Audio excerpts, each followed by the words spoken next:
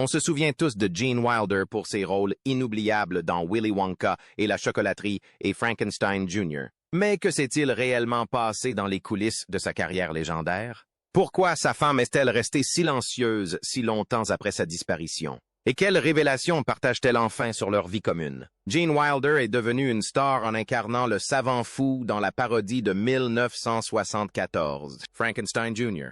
Et puis il y a Gene Wilder, l'incarnation éternelle de Willy Wonka. Les réponses à ces questions révéleront une facette de Gene Wilder que le public n'a jamais vue. Jeunesse. Gene Wilder, l'acteur qui nous a fait tant rire dans les rôles de Willy Wonka et du Dr. Frankenstein, est né Jerome Silverman à Milwaukee, dans le Wisconsin, en 1933. Ses parents, Gene et William, étaient des immigrants juifs originaires de Russie.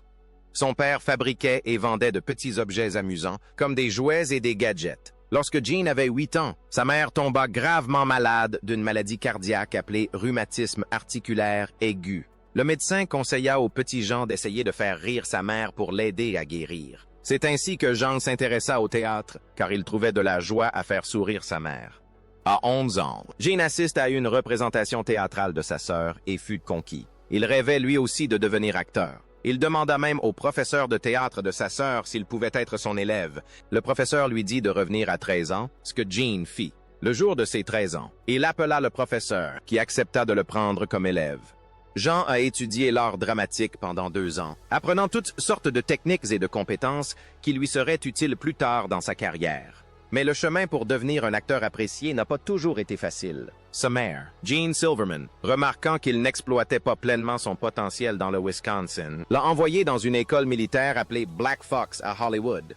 Cependant, cette décision s'est avérée une expérience douloureuse pour le jeune Gan. À Black Fox, Gene a été victime de harcèlement et même d'agressions sexuelles de la part d'autres élèves, car il était le seul garçon juif de l'établissement. Après un séjour bref et malheureux à Black Fox, Gene est retourné à Milwaukee où il a trouvé réconfort et apaisement au sein de la communauté théâtrale locale.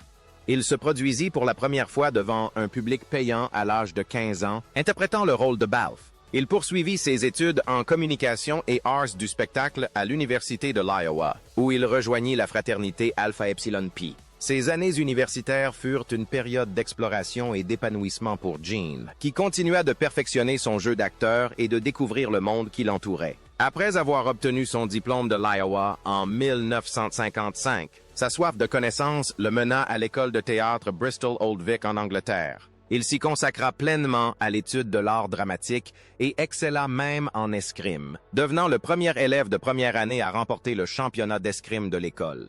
Il était clair que Gene était un élève talentueux et assidu, toujours désireux d'apprendre et de progresser. Cependant, après 6 mois à Bristol, Gene réalisa qu'il souhaitait étudier une autre méthode d'interprétation, la méthode Stanislavski. Il retourna donc aux États-Unis et s'installa chez sa sœur et sa famille dans le Queens, à New York. Il s'inscrivit au HB Studio, une école d'art dramatique renommée, où il continua de perfectionner son jeu et de se préparer à une carrière dans le monde du spectacle.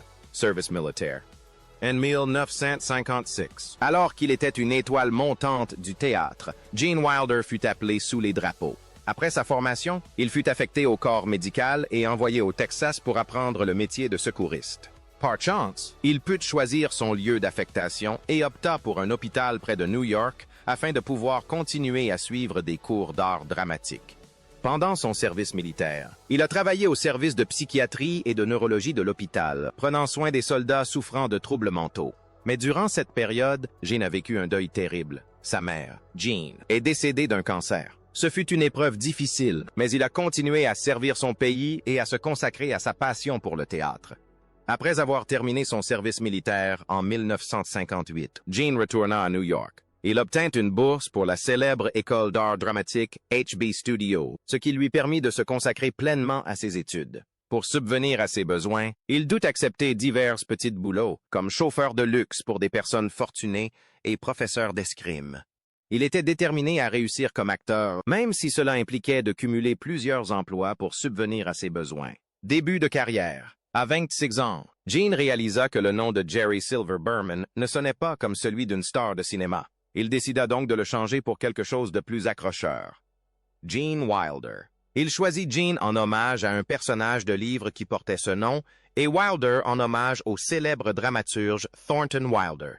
Sous son nouveau nom, Gene commença à décrocher davantage de rôles, aussi bien à Broadway que dans des théâtres plus modestes. C'est lors d'une pièce intitulée « Mère Courage et ses enfants » qu'il rencontra la célèbre actrice Anne Braftoft. Celle-ci le présenta à son petit ami Mel Brooks, qui était devenu une figure incontournable de la carrière de Gene. Le courant passa immédiatement entre Gene et Mel, et ce dernier promit même à Gene un rôle dans son prochain film, Les Producteurs.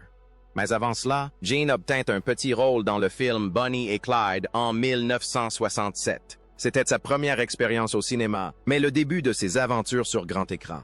Un an plus tard, il connut son premier grand succès avec Les Producteurs, où il incarnait Leo Bloom, un comptable nerveux. Le film ne fut pas un grand succès à sa sortie, mais la performance de Jean fut si remarquable qu'il fut nommé aux Oscars.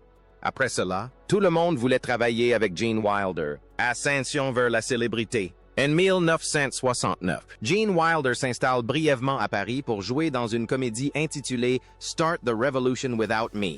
C'était un film drôle se déroulant pendant la Révolution française, et Gene s'est beaucoup amusé pendant le tournage. Une fois le tournage terminé, il retourne à New York, impatient de se lancer dans son prochain projet. C'est alors qu'il est tombé sur le scénario de Quaxer Fortune Has a Cousin in the Bronx. Il l'a tellement adoré qu'il a immédiatement appelé Sidney Glazier, le producteur des producteurs, pour lui en parler. Ensemble, ils se sont mis en quête du réalisateur idéal pour donner vie au film. Ils avaient d'abord pensé à Jean Renoir, un réalisateur de renom, mais il était trop occupé. Ils finirent donc par engager Waras Hussein, un talentueux réalisateur britannique. Le film fut tourné à Dublin, en Irlande, avec Margot Kidder aux côtés de Gene. Ce fut une expérience amusante et la prestation de Jean était, comme toujours, charmante et hilarante. Mais le plus grand succès de Jean était encore à venir. En 1971, il auditionna pour le rôle de Willy Wonka dans l'adaptation cinématographique du célèbre roman de Roald Dahl, Charlie et la chocolaterie. Le réalisateur, Mel Stewart, fut tellement impressionné par l'audition de Jean qu'il lui offrit le rôle sur le champ. C'était un rêve devenu réalité pour Gene, qui savait que c'était une occasion unique. Cependant, le film ne connut pas un grand succès à sa sortie. Certains le trouvèrent un peu étrange et ne comprirent pas son humour décalé. Bien qu'il n'ait pas connu un succès commercial retentissant, le film a séduit des critiques comme Roger Ebert, qui l'ont comparé au Magicien d'Oz. Au fil du temps, il a conquis un large public et est devenu un classique incontournable, les spectateurs de tous âges étant conquis par l'interprétation inoubliable de Willy Wonka par Gene Wilder. Les films suivants de Gene n'ont pas rencontré le même succès que Willy Wonka, mais il n'a pas baissé les bras. Il continuait de chercher le projet idéal, espérant trouver un nouveau succès. Cette opportunité se présenta lorsque Woody Allen lui offrit un rôle dans sa comédie « Tout ce que vous avez toujours voulu savoir sur le sexe, mais que vous n'osiez pas demander ». Gene accepta, et le film fut un immense succès, rapportant des sommes considérables et le propulsant à nouveau sur le devant de la scène comme un génie de la comédie. Après le succès de « Tout ce que vous avez toujours voulu savoir sur le sexe », Gene Wilder eut une idée géniale pour un nouveau film. Il l'intitula Frankenstein Jr. et prévoyait d'en faire une version humoristique du mythe du monstre. Il en parla à son ami Mel Brooks, mais ce dernier ne sembla pas très enthousiaste au départ. Quelques mois plus tard, l'agent de Jean l'appela et lui demanda s'il avait des idées de films qui pourraient mettre en vedette deux de ses nouveaux clients, Peter Ball et Marty Feldman.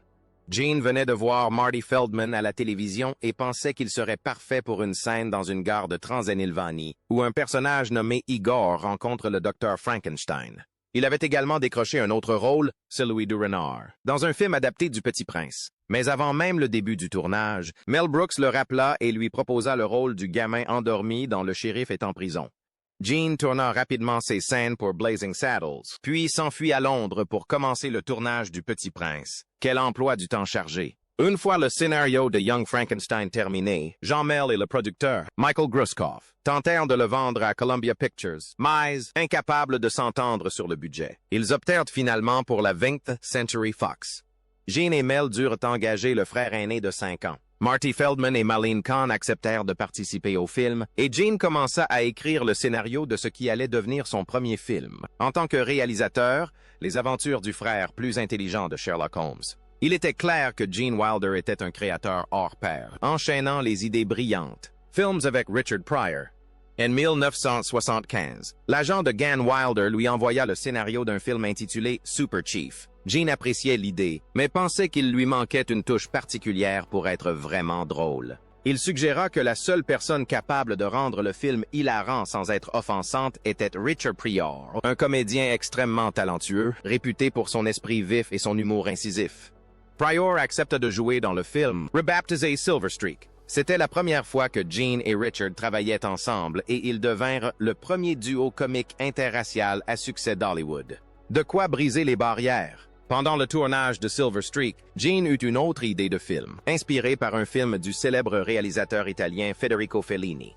Gene a écrit, produit et même réalisé ce nouveau film intitulé The World's Greatest Lover. Malgré tout son implication, le film n'a pas convaincu la critique. Comme quoi, même les meilleurs humoristes peuvent parfois essuyer un échec. Le projet suivant de Gene était une comédie western intitulée The Frisco Kid, initialement prévue avec John Wayne dans le rôle principal. Mais ce dernier s'est désisté et c'est un jeune acteur nommé Harrison Ford qui a obtenu le rôle. Ce fut un tremplin pour Harrison Ford, qui devint par la suite une immense star grâce à des films comme Star Wars et Indiana Jones. Mais revenons à Gene et Richard. Ils formaient un duo comique exceptionnel. Sidney Poitier, le célèbre acteur et réalisateur, a dit un jour que leur association créait une magie particulière. Et il avait raison. Leur film suivant, Stir Crazy, fut un immense succès mondial. Le public adora leur pitrerie hilarante et leur complicité à l'écran. Le tournage de Stir Crazy ne fut cependant pas sans difficulté. Richard Pryor traversait une période difficile aux prises avec une dépendance à la drogue, ce qui compliquait le tournage. Malgré ces obstacles, le film connut un succès retentissant et reste considéré comme l'une des comédies les plus drôles jamais réalisées. L'amitié entre Gene Wilder et Sidney Poitier a donné naissance à un projet novateur et prometteur, la comédie Hanky Panky. C'est sur ce film que Gene a rencontré Jill Dorner, la femme de sa vie. Cette rencontre a marqué le début d'une collaboration artistique fructueuse entre Gene et Gilda, qui ont travaillé ensemble sur plusieurs projets tout au long des années 1980. Après Hanky Panky, Gene a réalisé son troisième film, La femme en rouge, dans lequel il partageait l'affiche avec Gilda et Kelly Leo. Bien que le film n'ait pas rencontré un grand succès auprès des critiques, il a tout de même remporté l'Oscar de la meilleure chanson originale grâce à l'air entraînant de Stevie Wonder. I Just Called to Say I Love You. Leur projet suivant, Haunted Honeymoon, n'a pas non plus rencontré le même succès auprès du public. Ils semblaient traverser une période difficile avec leur film, mais cela ne les a pas empêchés de persévérer. Le studio TriStar Pictures souhaitait un autre film avec Gene Gann et Richard Pryor, et Gene accepta à condition de pouvoir modifier le scénario. Le studio donna son accord, et ils produisirent See No Evil, Hear No Evil, sorti en 1989. La critique n'apprécia pas le film, jugeant le scénario ridicule, mais elle reconnut la qualité de la prestation de Gene et Richard, ainsi que celle d'un autre acteur nommé Kevin Spacey. Plus tard dans sa carrière, Gene Wilder a continué à nous faire rire tout au long des années 1990, notamment grâce à la comédie romantique Funny About Love en 1990. Il a ensuite retrouvé son partenaire comique, Richard Pryor, pour un dernier film, Another You, en 1991. Malheureusement, il était évident dans ce film que Richard Pryor luttait contre une grave maladie. Cela marqua la fin de leur duo mythique et la dernière apparition de Jean dans un film important. Ces deux derniers films ne rencontrèrent pas le succès escompté, mais cela n'empêcha pas Gene d'être reconnu pour son talent exceptionnel. En 1991, il fut intronisé au Wisconsin Performing Arts Hall of Fame dans sa ville natale de Milwaukee. Ce fut un grand honneur, témoignant de l'admiration et de la reconnaissance du public pour son talent. Même s'il ne tournait plus de films, Gene n'a pas complètement disparu. En 1994, il a joué dans une sitcom intitulée Something Wilder, où il incarnait un père de famille excentrique. Mais la série n'a pas duré longtemps et Gene a décidé de faire une pause à la télévision. Il est revenu sur le petit écran en 1999, apparaissant dans 3 téléfilms. L'un était une adaptation d'Alice au Pays des Merveilles, et les 2 autres étaient des polars où il incarnait un metteur en scène de théâtre devenu détective. Sa performance fut si remarquable qu'elle lui valut un Emmy Award. C'est un peu comme recevoir une médaille d'or pour son humour à la télévision. Après cela, Gene décida de se consacrer à d'autres passions, comme l'écriture et la peinture. Il écrivit des mémoires et plusieurs romans, et créa également de magnifiques tableaux qu'il partagea avec le monde entier. Même s'il ne jouait plus, il continuait d'exprimer sa créativité de manière inédite et passionnante. La vérité sur les mariages. Le cœur de Gene Wilder, à l'image de son talent comique, était immense et débordant d'amour. Il s'est marié 4 fois, chaque union apportant son lot de joies et de défis. Son premier amour fut Mary Mercier, une camarade d'études théâtrales rencontrée à New York. Ils se marièrent en 1960, mais leurs emplois du temps chargés et leur longue période de séparation finirent par entraîner leur divorce en 1965. Quelques mois plus tard, Gene commença à fréquenter Mary Joan Schutz, une amie de sa sœur. Mary Joan avait une fille d'un précédent mariage et, lorsque la petite fille commença à appeler Jean « papa », il sut qu'il voulait faire partie de leur vie. Il épousa Mary Joan en 1967 et adopta sa fille Catherine. Mais après 7 ans, leur mariage se termina par un divorce. La relation la plus connue de Jean fut celle avec Gilda Arner, l'hilarante comédienne du Saturday Night Live. Leur histoire débuta en 1982 sur le tournage du film Hanky Panky. Gann, acteur déjà reconnu, était sous le charme de la talentueuse Gilda, de 13 ans sa cadette. Ils devinrent rapidement amis et leur relation se transforma en amour. Bien que mariée à un autre homme, Gilda ne put nier ses sentiments pour Gene et finit par divorcer. En 1984, Gene et Gilda se marièrent lors d'une cérémonie intime. Ils étaient heureux et amoureux, vivant dans une belle maison ancienne où Gene passerait plus tard ses derniers jours à écrire des livres et à sensibiliser le public au cancer. Mais leur rêve d'avoir des enfants ne se réalisa jamais. Gilda fit 2 fausses couches et les médecins ne purent en déterminer la cause. Ils lui annoncèrent qu'elle était infertile. Un coup dur pour ce couple qui aspirait à fonder une famille. Durant cette période, Gilda a commencé à ressentir d'étranges symptômes tels que fatigue, ballonnement et tremblements incontrôlables dans les jambes. Au début, les médecins ont pensé à un virus, mais son état s'est aggravé. Elle avait même du mal à boutonner son pantalon à cause des ballonnements. Malgré de nombreux examens et consultations, aucun médecin n'a pu identifier le problème. Les symptômes de Gilda continuèrent de s'aggraver et on lui diagnostiqua finalement un cancer des ovaires en octobre 1986. La tumeur avait la taille d'un pamplemousse et elle dut subir une hystérectomie et une chimiothérapie. Ce fut un dur combat, mais elle entra en rémission en 1988, offrant au couple un bref répit. Malheureusement, le cancer récidiva en 1989 et Gilda s'éteignit en mai, à seulement 42 ans. Gene fut anéanti par la mort de Gilda et, les années suivantes, il se consacra à la sensibilisation au cancer de l'ovaire et à l'aide aux personnes touchées par cette maladie. Gene resta longtemps sans fréquenter personne après le décès de Gilda. Le cœur brisé, il doutait de pouvoir un jour retrouver l'amour. Mais environ 1 an plus tard, il décida d'appeler Karen Burr, une orthophoniste rencontrée lors de la préparation de son rôle dans le film See No Evil, Hear No Evil. Leur coup de foudre fut immédiat et ils commencèrent à se fréquenter. Ils finirent par se marier lors d'une cérémonie intime chez Jean, dans le Connecticut, en 1991. Ils menèrent une vie paisible, profitant de leur temps ensemble et se consacrant à leur passion commune pour la pièce The Final Curtain. Gene Wilder vécut une longue et heureuse vie, mais malheureusement, on lui diagnostiqua la maladie d'Alzheimer 3 ans avant son décès en 2016.